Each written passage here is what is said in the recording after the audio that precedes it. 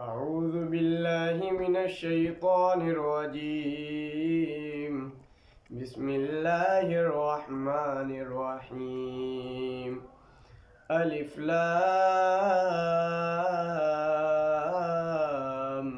ميم. ذلك الكتاب لا ريب فيه هدى للمتقين الذين يؤمنون بالغيب ويقيمون الصلاة ومما رزقناهم ينفقون والذين يؤمنون بما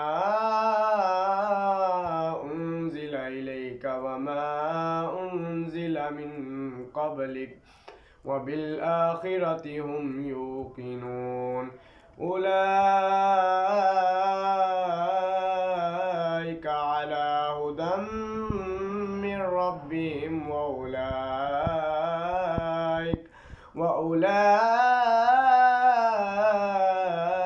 هم المفلحون. إن الذين كفروا سواء